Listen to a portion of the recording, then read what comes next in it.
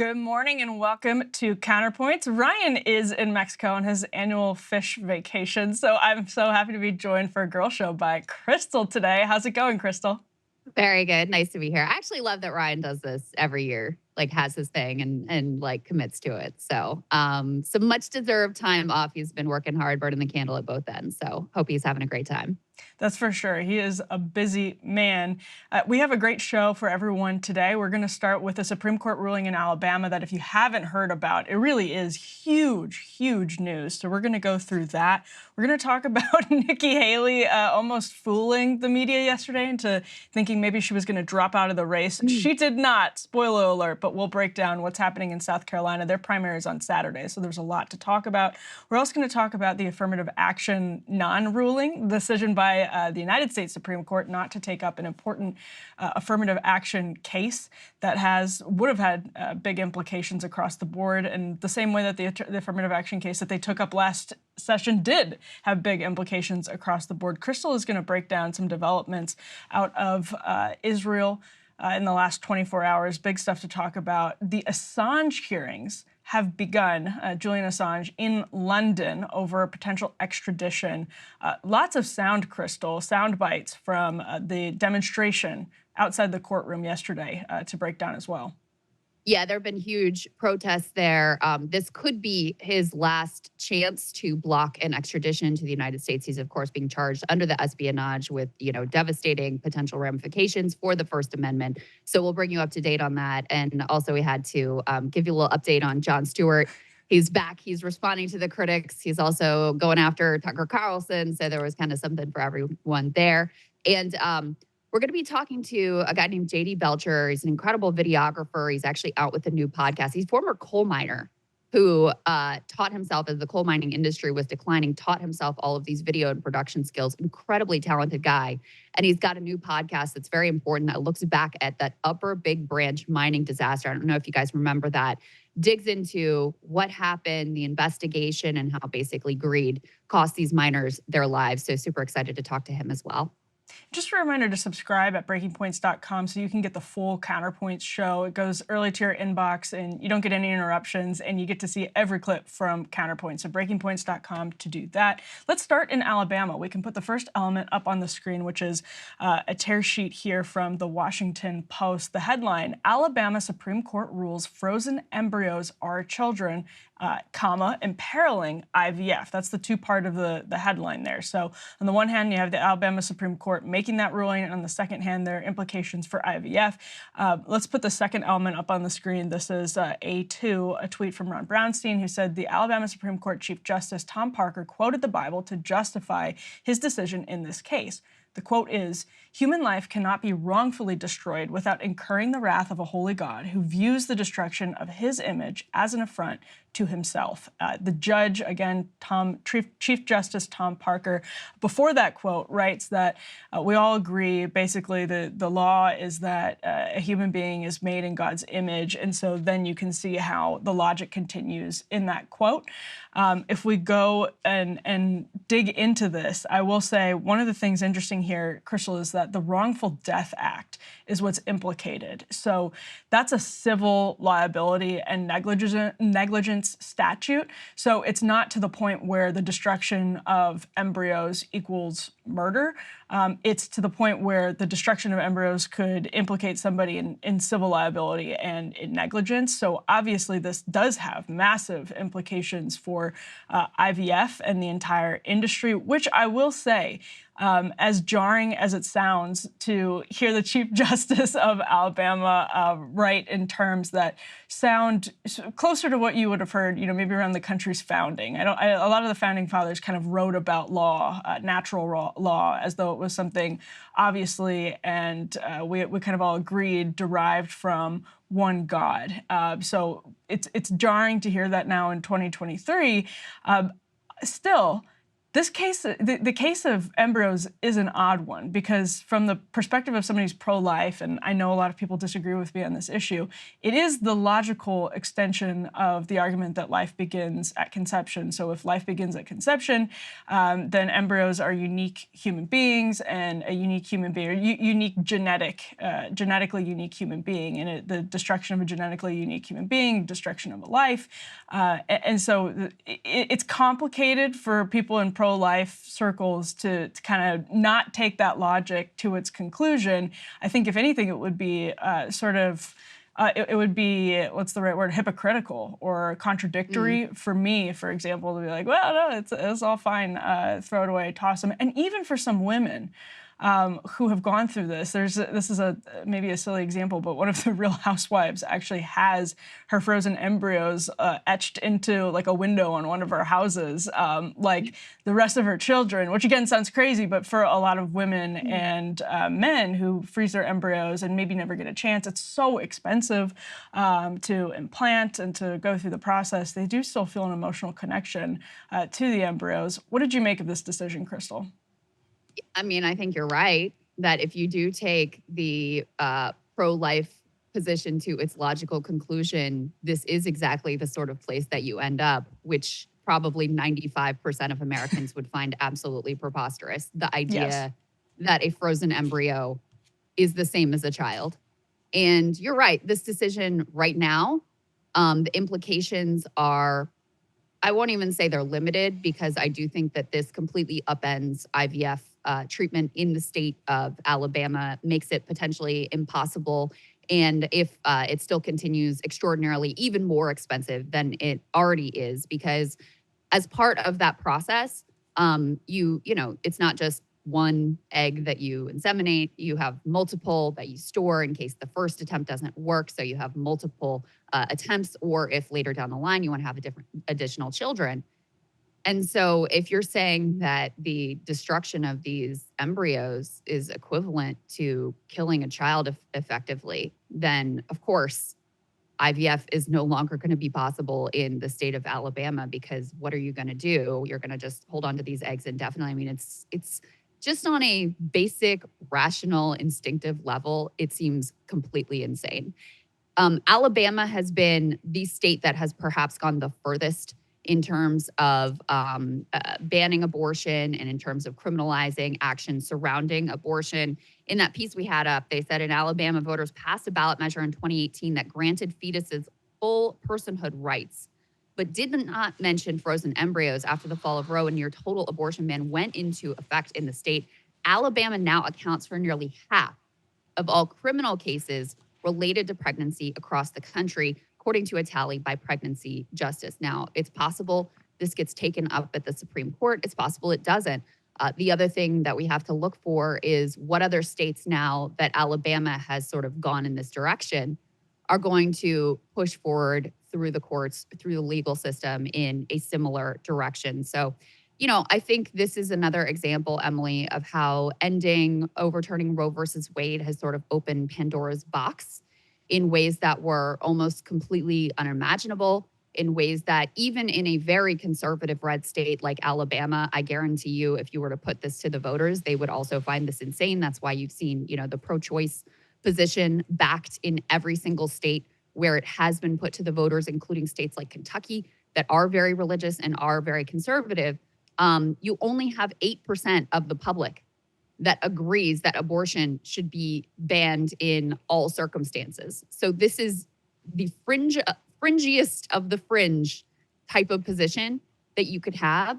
And I do think that it is ironic that, you know, a pro-life movement that is, you know, supposed to be very supportive of families, very supportive of, you know, families having children, this is effectively an assault on couples who are struggling to, you know, to get pregnant and to have that child, because it will either make this procedure, IVF procedure, much more expensive or potentially impossible altogether.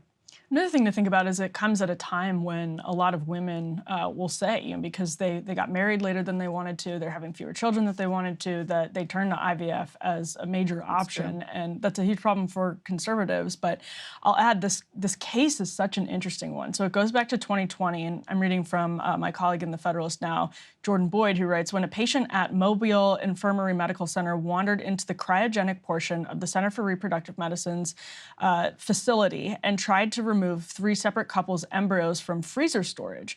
The sub-zero temperatures, according to the lawsuit, at which the embryos had been stored freeze-burned the patient's hand, causing the patient to drop the embryos on the floor, which killed them, which ended the embryos. So the couple that paid to create and store the embryos actually sued the center under Alabama's wrongful death of a minor act for failing to protect what they believed to be their last shot at biological children. The Mobile County Circuit Court Judge Jill Parrish Phillips, however, tossed the case in 2022 because she believed that cryopreserved in vitro embryos involved in this case do not fit within the definition of a person or a child. So this case actually comes down to someone reaching to a cryogenic, secure area, having their hand freeze burned, and dropping embryos. I mean, it's just an incredible kind of glimpse into the technology and the strange places that it brings us to. Krystal, there's no doubt, though, that this is absolutely a position where it's not politically a palatable position for the vast majority of people. I try to be logically consistent on these things, and I know that it leaves me in a minority of a minority position. But for Republicans in Alabama, which is a state that has already clamped down on abortion in ways that outpace other red states, definitely not going to be helpful for the prospects of the Republican Party in Alabama or nationwide. That's for sure. I think the Republican Party is probably okay in Alabama, but I mean, this isn't an isolated instance. Even though the goal over many years was the overturning of Roe versus Wade, now that Roe versus Wade is overturned, as I said, it sort of opened this Pandora's box, and anti-abortion activists are pushing things as far as they can go because they, like believe that even a frozen embryo is a child, and believe that, dropping frozen eggs on the floor constitutes murder. Now, the case, I'm glad you brought it up because the details of it are incredibly sad. Like, there's no doubt that I think that this couple and the other couples that were affected by the negligence shown by this facility in, allowing this person in and not making sure that these frozen eggs, which are a precious thing, that they were protected. I don't think anyone would deny that they are owed some sort of, civil restitution for the destruction of their property and the negligence that led to that.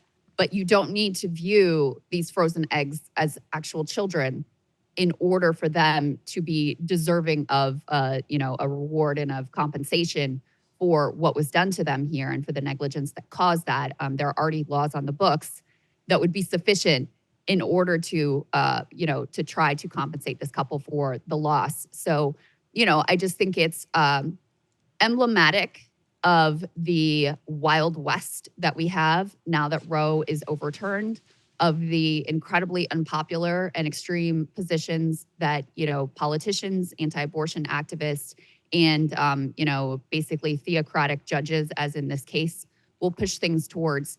And as much as we cover here, and this is a good segue into the next part of this, as much as we cover here the many manifest problems that Joe Biden has in terms of his reelection, this issue is really the one that has kept Democrats in the game in terms of, the midterm elections, in terms of all of these special elections, certainly the ballot initiatives that we have seen, because people just find this so extreme and so insane on its face. Yeah, no question about it. Let's put this next element up on the screen from the New York Times that goes into, and this is a sweeping report about some allies of Donald Trump, not Trump himself. And an important part of the story from the New York Times actually shows where there's disagreement between Donald Trump and some of the Trump allies and kind of the conservative legal world who are already making plans for what his administration, potentially if he's elected president, could do on abortion. And one of those things, I like what you said said, Krystal, the wild, wild west. One of those things actually would be the Comstock Act. And that's not just according to the New York Times. That's according to Trump ally Jonathan Mitchell talking himself about these potential plans. Now, the Comstock Act, some people might know, or some nerds might know, the Saugers out there definitely know all about the Comstock Act, which basically criminalizes sending like lewd or lascivious, it's from like 1873, lewd or lascivious stuff through the mail. And so Jonathan Mitchell is saying, because the Comstock Act is on the books, all you have to do is basically interpret it more broadly to include abortion medication. So that the kind of mifepristone that's already up at the Supreme Court for a ruling. If Donald Trump is elected in office again, just broaden interpretations of the Comstock Act. No new legislation has to be passed on the books, except for you just have to reinterpret Comstock. Now, NBC also says policies under consideration by Mitchell and other conservative legal people that might be in a second Trump administration include banning the use of fetal stem cells in medical research for diseases like cancer, rescinding approval of abortion pills at the FDA, and stopping hundreds of millions in federal funding for Planned Parenthood. Such an action, the Times continues, against Planned Parenthood would cripple the nation's largest provider of women's health care, which is already struggling to provide abortions in the post-Roe era. Just some like inside politics on the Trump stuff. He reportedly is okay with a 16-week federal ban. So Lindsey Graham has that plan as the 15-week ban that a lot of Republicans in Washington and kind of establishment circles said this might be a good political way to deal with the question, because that puts the United States in line with Europe and gives Republican politicians the talking point that it puts the United States in line with Europe. And this is sort of a point of consensus that everyone could rally around and doesn't get Republicans into Todd Akin territory, but gives them just an easy sort of end Roe type talking point like they had before Roe. Donald Trump himself has elevated people like Chris LaCivita and others that probably agree with him on abortion, don't want to push it too far. A lot of reporting from inside Trump world that he finds the kind of anti-abortion activists in Republican circles to be a little weird and, you know, politically dangerous. I think that's probably true. Nevertheless, Krystal, if you're installing the conservative legal movement in your administration, things like reinterpretations of the Comstock Act are not hard whatsoever to expect. Yeah, I thought this piece was really interesting because all of the media attention and the public attention and the scrutiny of candidates is around the legislation that they might pass around a ban. So would you pass a 6-week ban? Would you pass a 16-week ban? You know, where would you draw the line? Would you sign that legislation, et cetera? I am, opposed to a 15 or 16-week ban, but it's also worth noting that 93% of abortions happen prior to that time. So actually would impact a relatively small number of cases. Now, I think we've already seen post-Roe that some of those cases are incredibly important and, put women's lives at risk and cause incredible trauma and grief around forcing women to carry to term fetuses that they know, for example, aren't viable. So I don't want to downplay the grief, the trauma, and the suffering that would occur if you instituted that ban. But what this article points out is that the real action may not be through the legislative process, because the truth of the matter is any of those bans are very unlikely, almost impossible to actually pass through Congress. You'd have to have Republicans not only having the White House and the House as at the House they have currently, but they'd also have to have either a filibuster-proof majority in the Senate, or they would have to get rid of the filibuster in order to move this legislation. Again, very unlikely that you would actually see any of that come to fruition. However, this movement and these thought leaders in the anti-abortion movement are ready for an extremely aggressive set of procedures and changes to rules and regulations in order to push forward their agenda without having to pass anything through Congress. I mean, the enforcement of the Comstock Act, just to underscore for everyone, if they actually went in that direction, I mean, that is a de facto national abortion ban. If you are now criminalizing, making illegal the mailing, the shipping of any of the materials that you would need to perform abortions, then you've basically banned abortion nationwide. And that also could apply to birth control, by the way. So that's the terrain that we're talking about. Now, you might say, and Emily, you I think, laid this out quite well. Trump used to be a Planned Parenthood supporter. Like, I don't think anyone believes that near and dear to his heart is this issue, or that he necessarily views the world the way that anti-abortion activists do. However, we know in his first term in office, it was very important to him to install on the Supreme Court justices who were going to be part of overturning Roe versus Wade. They did exactly that. He had some of these same, religious right conservative activist types in his administration. They did, in fact, use executive action to push forward the pro-life agenda at that time. And now that you have Roe overturned, you have so much more that they are able to do in order to push forward that agenda. So it's not necessarily the question of, does Trump himself believe this? Is Trump himself going to be championing this? Where does Trump draw the line in terms of what type of a ban he would enact? The question is, who's he putting in these positions, and how much free rein is he going to ultimately give them? And I think based on the track record of the first administration, it looks like he would give them quite a lot of room to maneuver. And it would be, a huge boon to the anti-abortion movement to have him back in office in ways that, I think most Americans would be kind of horrified and shocked by.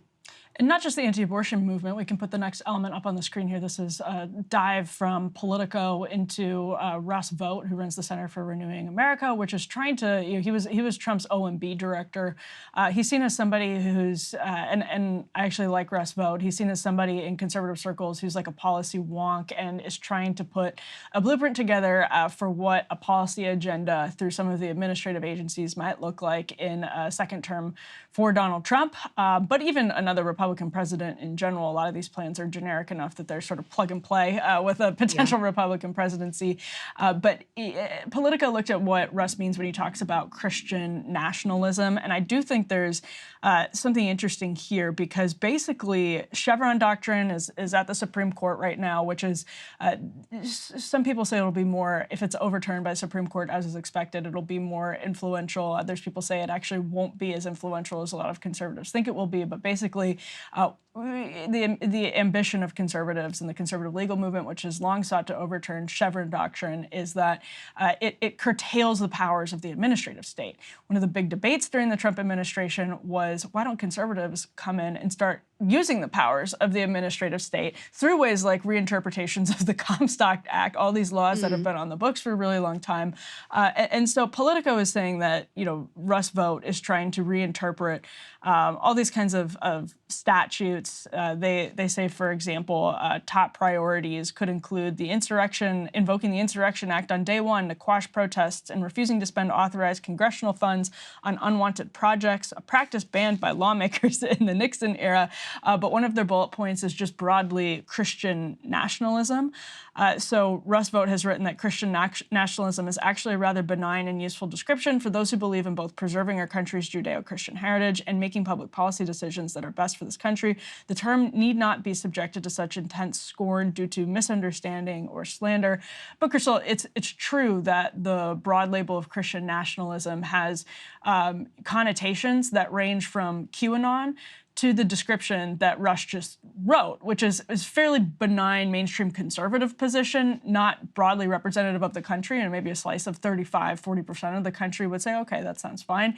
But Christian nationalism has different connotations based on which audience you're speaking to. So using it definitely opens up yourself to, not yourself, obviously, Krystal, but Russ Vote, to stories like this one in Politico.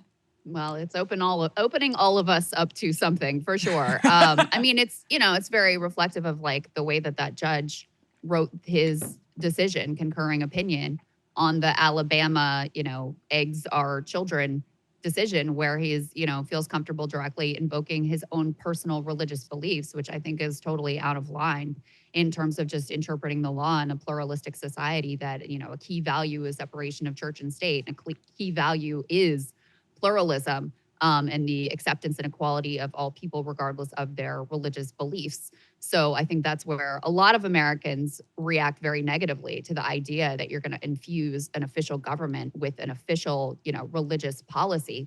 And some of the things that, come out of this movement also, one of the key allies of Russ Vote is this guy, something Wolf, And what's his first name? Is it Ryan? Yeah. Ryan Wolf. I want to say Tom Wolf, but that's the author. Anyway, some things that he supports are like ending sex education in schools, ending surrogacy, ending no-fault divorce throughout the country. So those are the types of ideas that are associated with this movement. And then there's also, to me, very counter to what I know of Christianity, this incredibly hardline anti-immigrant policy as well, that is voiced and articulated and would be implemented by someone like Stephen Miller, who wants to end asylum altogether, and take even more draconian measures than were taken in the first Trump administration with regard to immigration. But on some of those things, that the ending of no-fault divorce, the ending of surrogacy, the imposition of a religious view on people who don't necessarily share that religious view, it makes me think, Emily, of the backlash to Democrats and the, woke left about this feeling that they were getting too involved in people's lives, policing their words, policing their behavior all the time. And there was a huge backlash to that. And I think similarly, there'd be a huge backlash to the idea of delving into people's, personal and sexual affairs in this same way that, frankly, we saw with like 90s era conservatism and all of the moral panics around that. So, it's hard to say. I think you would have to expect that because of the way that Trump ran his administration last time, because a number of these people were actually in the administration last time, that he probably would give them a lot of bandwidth. And I think that is very scary and very uncomfortable for a lot of people who do not want to go in this particular direction. There's so much to talk about there. Also, by the way, William Wolf, not Ryan Wolf. Sorry, that's my bad. But Sager's formulation of barstool conservatism is very much understood. And I bet you has been circulated by people in the Trump orbit, not the Russ Votes of the world so much as the political side, people who are running campaigns and thinking about how best to run campaigns, and they definitely understand that there's this weirdness that can be kind of associated with conservatives who are pursuing these ends. On the other hand, you have something, I think this is a good point, like Sam Alito, when he wrote his opinion in Roe v. Wade, was looking back at natural law and how natural law, absolutely the sort of Western formulation of natural law hinges on this idea that people are endowed by rights from their creator, by a god. And so you have that tension with people like Russ Vote, with conservative kind of intellectuals in that space who say, well, if we're pursuing this to its logical end, and if we really believe this, then there are all kinds of mechanisms that we should be really looking at, instead of just kind of, a lot of people will kind of mock the National Review slogan, standing athwart history, yelling stop. Why don't you actually do something now? There's a lot of conservatives who feel like under the Bush administration, the first Trump administration, everything was allowed to continue metastasizing, and there should be levers pulled instead of being ignored. So there's a huge tension there that needs to be resolved within the conservative movement, and it may be resolved in an administration, which is entirely plausible at this point. Yeah. Well, if conservatives want to go in the direction of, thinking that frozen eggs are kids and ending no-fault divorce and trying to roll back gay marriage and, ending surrogacy, et cetera, banning porn, et cetera, good luck electorally. I don't think the American people are with you on that one. They definitely aren't. Hey, if you liked that video, don't forget to hit the like button and subscribe to Breaking Points. If you want to see the rest of Counterpoints, go to breakingpoints.com to become a premium member and get the full uncut show every morning in your inbox and on Spotify. Help us build independent news and get the full show every morning at breakingpoints.com.